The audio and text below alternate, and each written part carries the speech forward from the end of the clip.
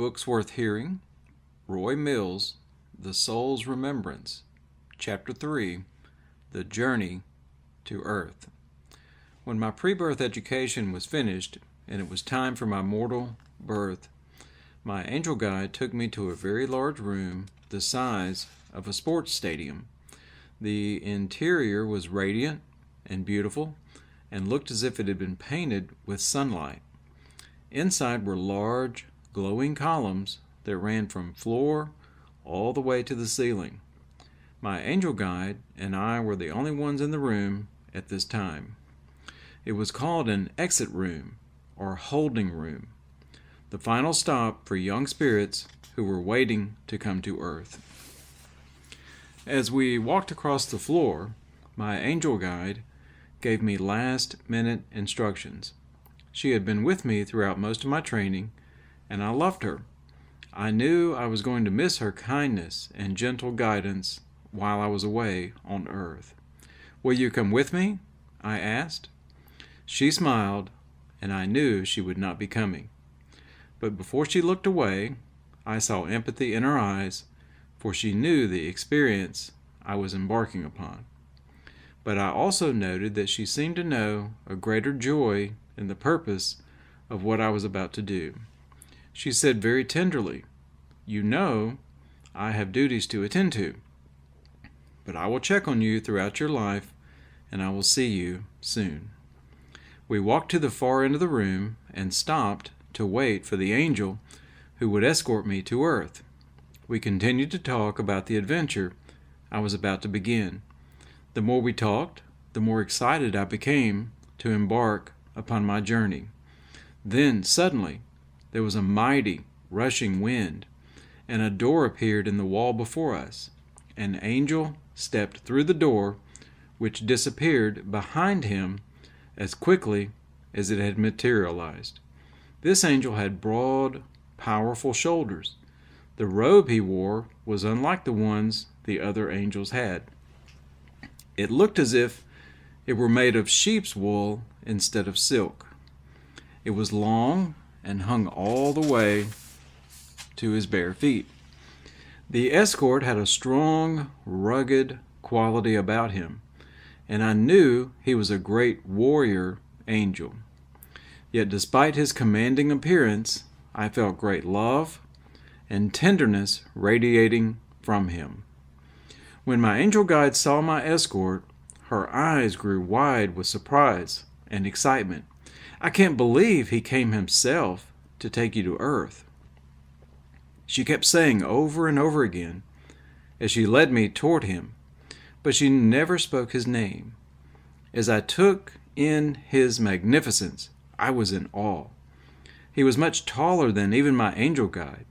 His face was angular, his jaw square and set, and his eyes were confident and kind. The two angels spoke with one another for a while, and then the escort looked down at me and asked in a firm but kind voice, "Are you ready to go?" The sound of his voice soothed and reassured me, and I said yes. Immediately, another door appeared in the wall, revealing nothing but blue sky. I walked to it and looked down. I could see the top of a thundercloud about a half a mile below us. "We must go at once," the tall angel said.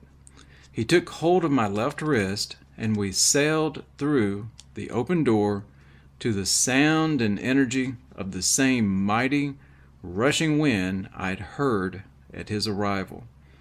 I turned to look back at the angel guide of whom I had grown so fond. She waved and smiled with the same knowing expression. I also saw part of the outside of heaven as I looked back. The walls were covered with layers of pure gold, and a brilliant light shone from the door through which we had come. As we departed, I watched the door vanish, and heaven itself gradually became transparent until it completely disappeared. I felt a certain excitement for this venture, but I was also beginning to feel a sense of separation. I knew I must go. I wanted to go. Yet I already missed the warm light of heaven and the calming love and influence of my angel guide. We descended rapidly, head first, and there was nothing but open sky. And though it was thrilling to sail through the air, when I could no longer see heaven, my home, I felt some concern. I was filled with mixed emotions as we approached Earth. I felt sad that I was leaving everything behind, the peace, joy, and beauty of the only place I had ever known. But what I had learned about Earth in the life books excited me, and I was eager to come and experience firsthand what life here was really like. I looked forward to it like a great adventure where I would add understanding to the knowledge I had already grown into as a spiritual being. I knew that my knowledge would be tested and that I could grow in my understanding and become a greater spirit for God. In heaven, I had a full measure of happiness, my friends, and the angels, and many special abilities of the Spirit that had not been given to men in the flesh. It would be difficult to be separated from these pure, heavenly things and accept life on earth, which would oftentimes be hard and filled with many challenges. But the love I felt from the tall angel at my side encouraged me. And when he saw my worry, he said, "Look straight ahead and don't look back." I moved close to him and fixed my eyes ahead. We continued to descend and came to a stop a few hundred feet above the ground. I asked the angel why we had stopped. He looked toward a house in the distance below us and replied, "To see if your mother is inside the house." After he confirmed that she was there, we started downward again, only more slowly this time. When we were about 20 feet above the ground, we stopped descending and traveled forward toward the house. My excitement grew. I was about to meet my mother for the first time on earth, and my feelings of separation from heaven fell away. I wanted to go faster, but my escort maintained a steady pace. We hesitated briefly on the front porch. Then we passed right through the wall and went inside. I felt a tiny ping as we went through it, a sensation like having a soap bubble pop on the end of your nose. Inside, I immediately recognized the people in the room from the life book. The angel told me to go around the room and look carefully at everyone. I was anxious to do so because I was finally getting to see in person these people I had learned so much about. But I was also growing impatient to meet my mother. I moved from one to the next, taking my time to look closely and thoughtfully. At one point, I started to giggle, partly from excitement and partly because I could see them and they couldn't see me. The angel quickly spoke to me telepathically. "Don't make any noise. They might hear you." This was my family. My granddaddy was drinking a cup of coffee, and my grandmama was folding laundry. Then I came to my mother. She was standing at an ironing board, ironing clothes and humming a tune to herself. As I watched her, the angel again spoke to me in my mind. "This is your mother."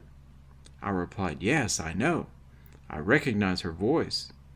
While I was in heaven, my angel guide had started using my mother's voice when she spoke, so that I would know it when I was born.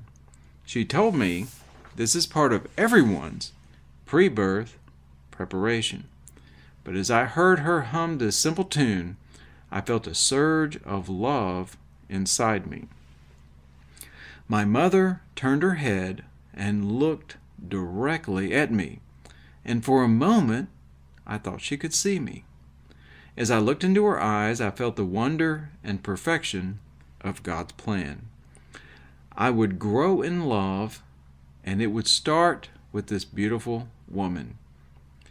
The angel motioned for me to come back to him. Although I had just met her, I was reluctant to leave my mother, but slowly I made my way back to the angel. When I reached him, he suddenly looked at me and said in a serious voice, "Are you ready?" I told him I was. He took me back to where my mother was standing and looked down kindly at me, again smiling. Then he gave me a gentle push in her direction. Suddenly, I was inside of her. It was a real shock to be instantly living in a physical body, and I lashed out in surprise. I heard my mother tell my grandmother, "I just felt the baby kick." I knew very quickly that my earth life would be very different from heaven. In the spirit world, everything moves smoothly in a calm, sure rhythm. There are no sudden or unexpected movements. Even when my angel escort pushed me toward my mother, it was a graceful movement, more of a glide than anything else. Now, I was inside this body, where things were moving awkwardly and shifting unexpectedly. It was the most challenging experience I had ever encountered. The heart in my body was beating very fast. The sensation was new to me and difficult to handle. Later in life, I learned that this sensation could be compared to lying on top of a jackhammer. At one point, it shook me so violently that I thought I was going to be thrown back out of my body. Not knowing what to do, I called out to my angel escort and asked him to remove me. "There's no way I can stay inside this body the way it's moving," I told him. "That is your heart beating.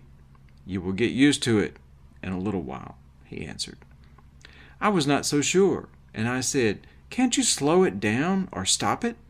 The angel answered in a bemused voice, "That is one thing you surely would not want me to do." I still wanted out of my body. I wanted to return to heaven with my escort. Trying to merge my spirit and body was like trying to mix oil and water. They didn't seem to want to be part of each other. But the angel reassured me that everything would be all right and that I would get used to it. He told me to calm down and direct my thoughts toward my body. I did as he asked and was surprised to have success on the first try. My spirit made contact with the mind in my body, and a complete sharing of information took place.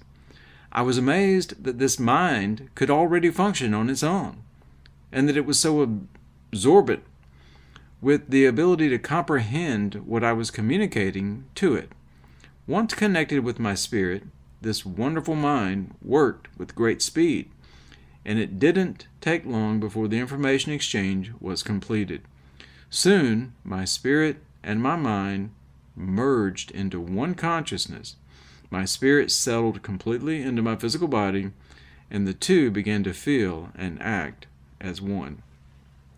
Now, not only did I have to get used to a body that seemed foreign to me, but I had to adapt to being inside my mother's body as well. However, this came more easily as time passed. When I realized she and I were joined as one, I was very happy. This relationship we shared was a wondrous thing. I could feel the same physical sensations she was feeling. I could also understand her thoughts and feel her emotions. It was even possible for me to see through her eyes, if I wanted to. All these things were new to me. Physical sensations, feeling mother's emotions, seeing with mother's eyes. And I didn't always understand what was happening. Although I was no longer in heaven, my angel guide sometimes spoke to me, continuing to teach and explain the process I was undergoing. She didn't appear to me, but communicated to me telepathically. I could talk to her too, but only if she opened the line of communication by talking to me first. She comforted me when I was frustrated and explained things I'd be doing soon. Our conversations only lasted a short while, but that was okay because I became increasingly happier and more satisfied to be where I was. Then one day, I felt myself turning upside down. It was very uncomfortable. I had no idea what was happening, and I felt nervous and anxious. Suddenly, I found that my spirit was outside of my mother's body. I was standing next to the escort angel who had brought me to earth. We spoke for a long time, and he tried to calm me down and rid me of my fears, telling me that this was all part of being born. I learned that we are all monitored closely from heaven, especially when we are inside the womb. Whenever we feel anxiety or concern, we are counseled and reassured. This time, I was preparing for birth, and my fear brought my escort to calm me. Yet, while he spoke, I had a longing to rejoin my fetal body. I felt a part of it already and wanted to continue my journey. Finally, the escort said, "You have to return to your mother now." And he sent me back into my physical body. I was still upside down, and I didn't like it. A short time later, I began moving downward and growing ever more upset and uncomfortable.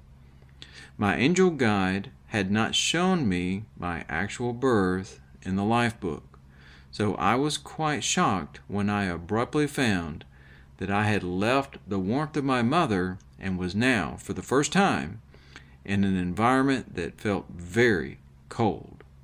A doctor and a nurse were arguing about something, the tones of their voices loud and harsh, so different from heaven. Then the doctor smacked my bottom, and I gasped a deep breath of air that burned in my chest. I could hear my lungs crackling and felt sharp, shooting pains. When I let go of my first breath, I found that I had to take another one. I didn't understand that at all, but I didn't want to experience the pain of my first breath again. But slowly, the pain subsided. The nurse cleaned me up with a washcloth before giving me to my mother. The cloth had felt rough and abrasive on my physical body, much different from the gentle spiritual touch I had been used to and the soft security of my mother's womb. After a few minutes, they took me away and laid me in a crib for the night. But I was taken to my mother's room about 4 or 5 times a day, and it was there that I felt again the warmth and love of my mother as she held me close and spoke softly to me. Now I could see and smell her and listen to her sing lullabies to me. I was so happy I chose to come to earth. It was 2 or 3 days later that we left the hospital for home. I remember my mother holding me up to see my new home when we arrived there. "This is the house where you're going to live," she said to me. My vision was blurry, but I recognized the house from when the escort angel had brought me there some months earlier. We went inside, and everyone gathered around to look at me. My mother laid me on the bed while my grandmama prepared my baby cradle, an old trunk they covered with blankets and surrounded with chairs so I wouldn't roll off and fall onto the floor. Being in the house again brought memories of things my angel guide had shown me in the life book, and sometimes I knew what was going to take place before it happened. I also recognized everyone's voice, but the only face I could see clearly was my mama's. All the other faces looked as though they had a veil of thick fog in front of them.